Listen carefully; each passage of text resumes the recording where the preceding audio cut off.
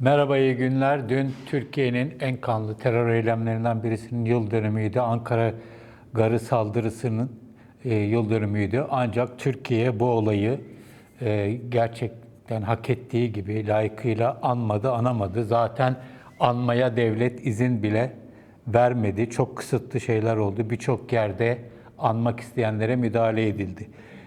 Bu saldırıyı hafızalarımızı biraz yoklarsak, bu saldırının ardından devlet yetkilileri yaptığı açıklamada IŞİD tarafından yaptığı bariz olan bu saldırıya kokteyl terör ve benzeri, yani kokteyl terörden kastedilen IŞİD'e ek olarak PKK'nın ve hatta PKK'nın Suriye'deki uzantısı olarak görülen PYD'nin işbirliğiyle yapıldığını iddia etmişlerdi ve IŞİD'i tek başına ele almamışlardı.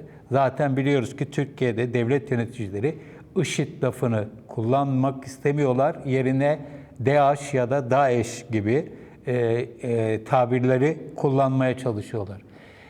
Dün bir kere daha gördük ki Türkiye'nin gündeminde gerçek anlamda IŞİD yok.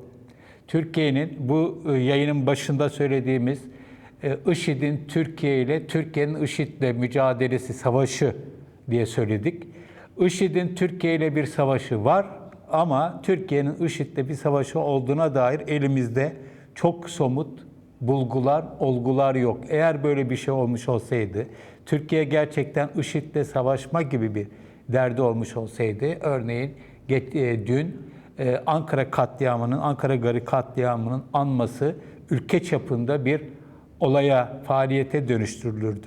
Türkiye, IŞİD'in uzun zamandır kendisini hedef almasına rağmen Türkiye yönetenler ve ona destek verenler IŞİD realitesini kabul etmeye hala çok gönüllü değiller. Dolayısıyla gerçek anlamda bir IŞİD'e karşı mücadeleden söz etmek mümkün değil.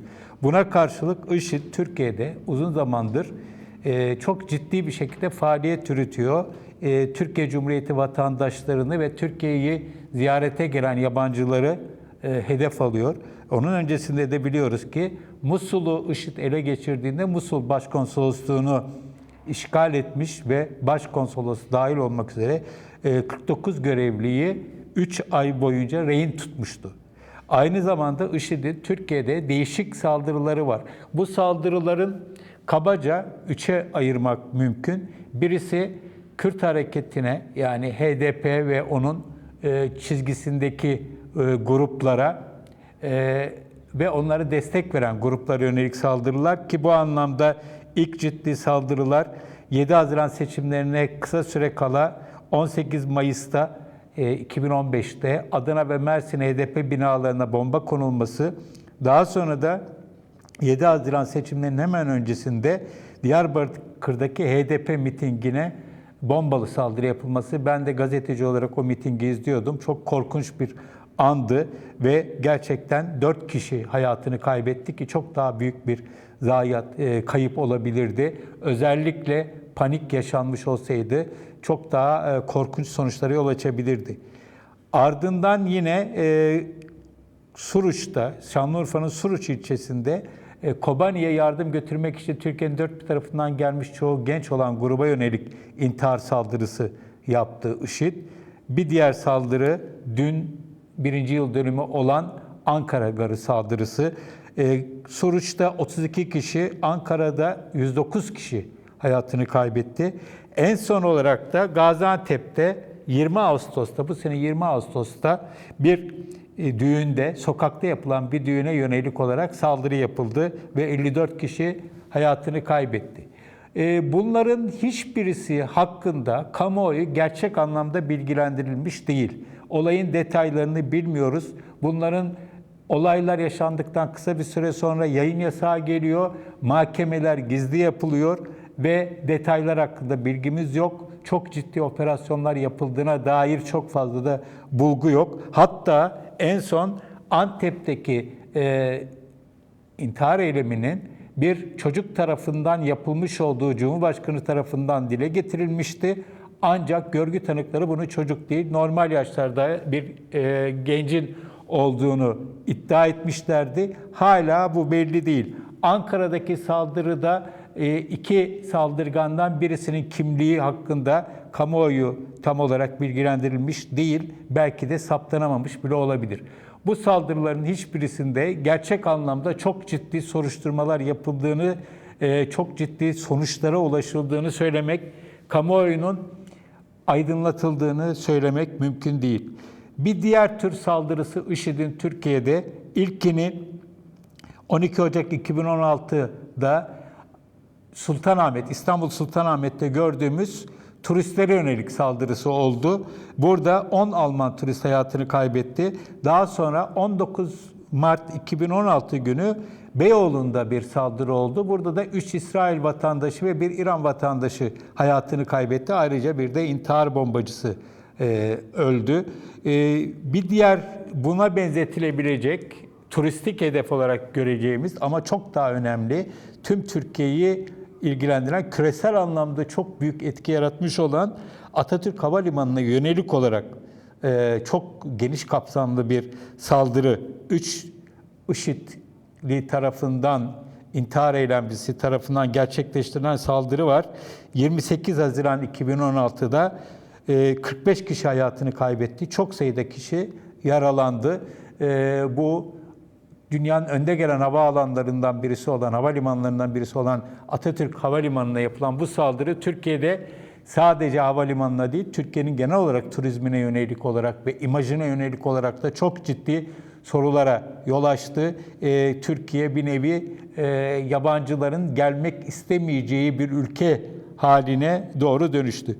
Sonuncu kategoriye de doğrudan devlete yönelik saldırılar olarak tanımlayabiliriz. Aslında bunlardan ilki 20 Mart 2014'te Aksaray'da, İç Anadolu'da bir grup IŞİD'li ile güvenlik güçleri arasında çatışma çıktı. Bunun bir saldırı olduğu söylenemez. Bir şekilde tesadüfen yaşanmış bir olay gibi gözüküyor.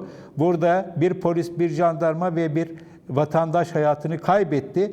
Burada yakalanan IŞİD üyesi yabancı sanıkların mahkemeleri de esrarengiz bir şekilde yaşandı. Bu konuda değişik spekülasyonlar yapıldı. Ama en önemli, devlete yönelik en önemli saldırı 1 Mayıs 2016'da Gaziantep Emniyet Müdürlüğü'ne yönelik olan saldırı oldu. Burada 3 polis hayatını kaybetti. 34 devlet memuru da yaralandı.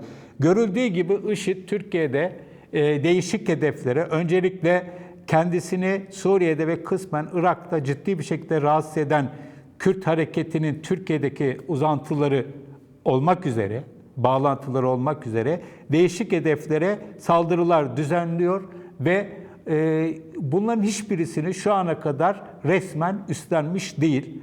Halbuki biliyoruz IŞİD dünyanın dört bir tarafında yaptığı saldırıları çok kısa bir süre önce kendi kaynakları tarafından alenen üstlenmesiyle biliniyor. Ama Türkiye'deki saldırıların hiçbirisini alenen üstlenmiş değil. Bu konuda değişik yayınlarda bunun neden böyle bir strateji izlediğini ele almıştık. Kabaca şunu söyleyebiliriz. IŞİD Türkiye'ye ayrı bir önem atfediyor.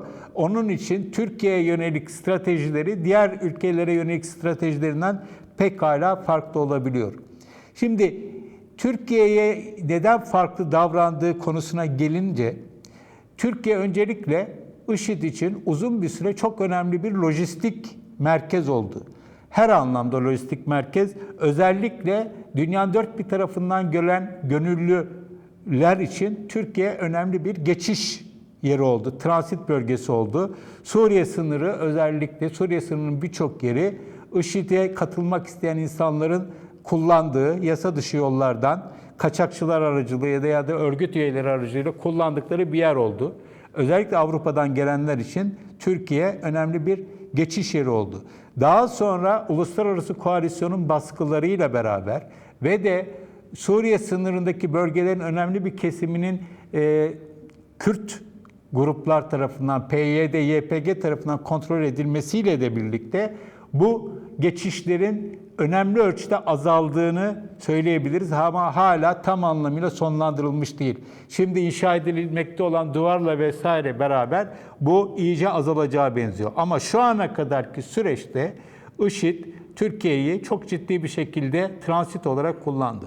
Aynı zamanda buraya sadece insan değil, her türlü malzeme, silah dahil geçişinde de kullandı.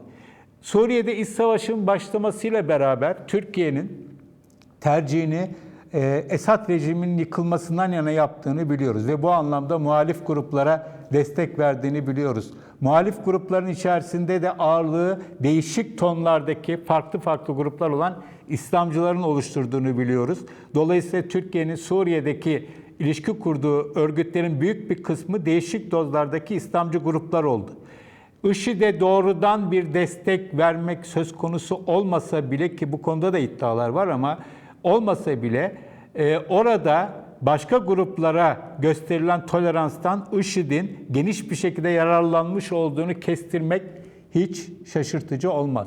Ama daha önemlisi Türkiye Esad rejimi karşıtı pozisyonu ve Irak'ta da Bağdat yönetimiyle arasının giderek açılması, Suriye kriziyle beraber Tahran rejimiyle İran'la da arasının açılmasıyla beraber siyasi olarak IŞİD için bölgedeki önemli güçlerden, en tercih edilir ülkelerden birisi haline geldi. Yani Türkiye'nin siyaseten bölgede izlediği çizgi diğer ülkelerle kıyaslandığı zaman IŞİD ve benzer yapılar için en tercih edilebilir çizgidir. Dolayısıyla Türkiye'yi IŞİD ve Nusra gibi grupların ve başka gruplar için evvenişer olduğunu, en azından evvenişer olduğunu rahatlıkla söyleyebiliriz. Dolayısıyla IŞİD'in şu anda Türkiye ile aleni bir şekilde, çok net bir şekilde savaşa girmesi için uzun bir süre böyle bir ihtiyacı olmadı. Tam tersine bu onun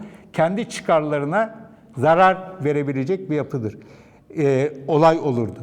Bir diğer husus, Türkiye'nin kendisi gerek savaşçı gönüllü anlamında gerek başka lojistik destek anlamında çok önemli bir ülke. Çok büyük bir ülke Türkiye. Suriye ile çok geniş bir sınırı var ve Türkiye'den IŞİD hem insan hem de maddi yardım bulma anlamında Türkiye'den çok ciddi bir şekilde yararlandı ve geçen süre içerisinde özellikle IŞİD'in Ankara'nın IŞİD'e karşı çok net tavır almadığı Suriye İç Savaşı'nın ilk yıllarında IŞİD Türkiye'de çok güçlü bir ağ oluşturdu, şebeke oluşturdu.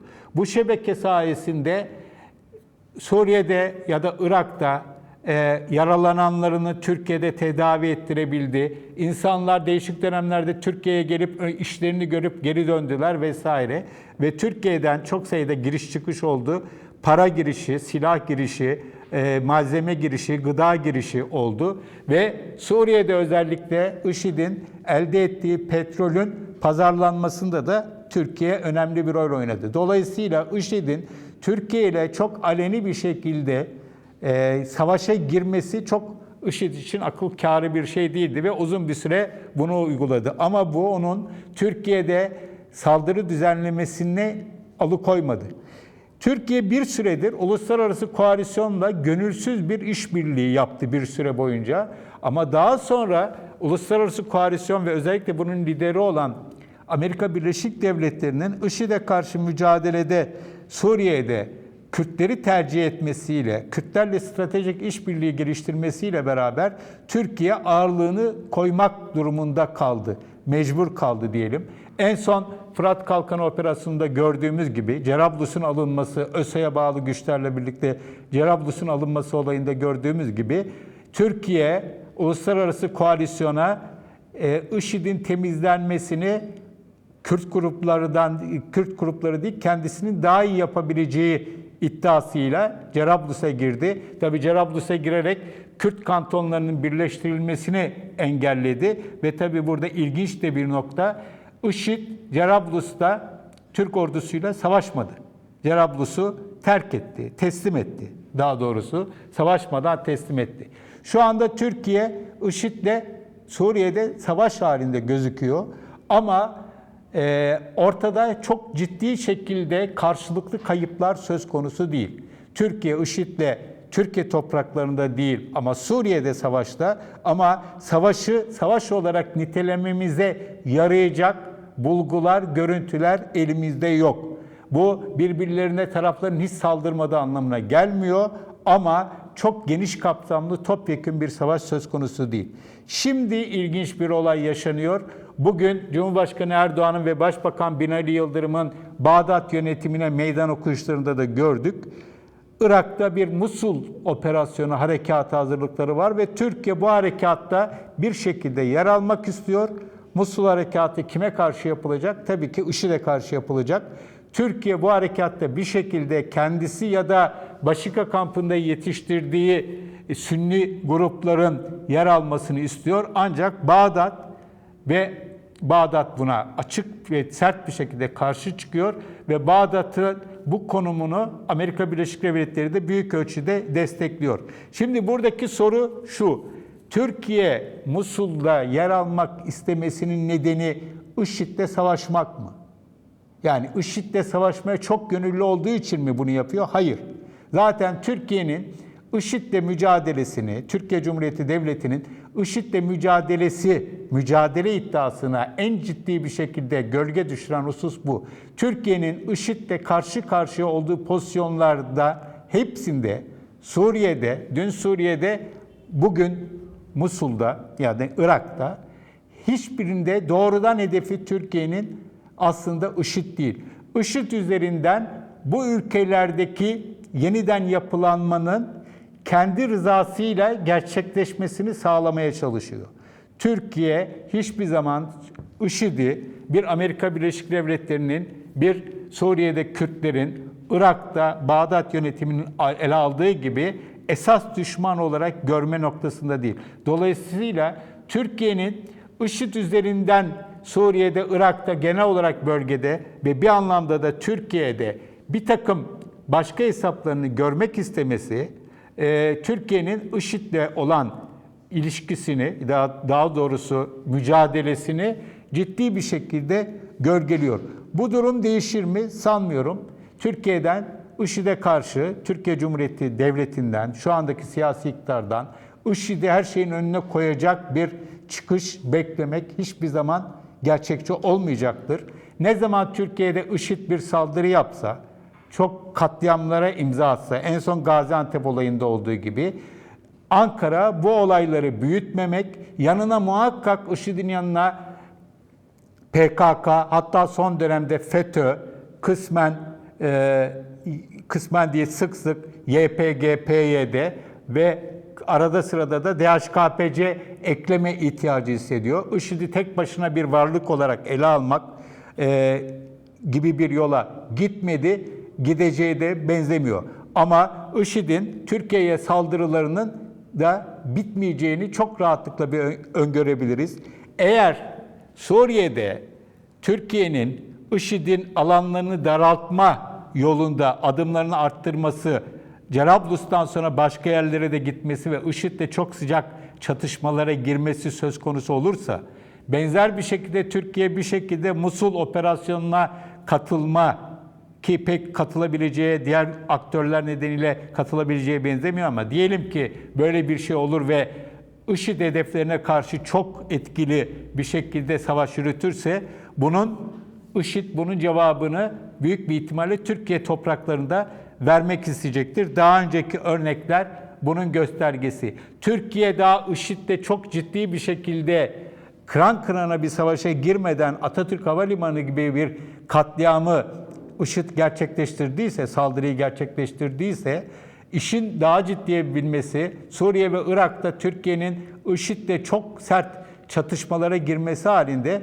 IŞİD'in Türkiye'deki savaşı çok daha kızgınlaştırmak isteyeceği, sertleştirmek isteyeceğini tahmin edebiliriz. Ama şunu söylemekte yarar var, altını çizmekte yarar var. Bu Türkiye'de IŞİD'in Türkiye'ye savaşıyla Türkiye'nin IŞİD'e yönelik savaşı arasında çok muazzam bir dengesizlik var. Bu dengesizlik kolay kolay çözüleceğe benzemiyor. Bu dengesizlik sürdüğü müddetçe de Türkiye'nin IŞİD konusundaki mücadele iddialarının gerek ülke içinde gerekse uluslararası kamuoyunda inandırıcı olmasını beklememiz mümkün değil. İyi günler.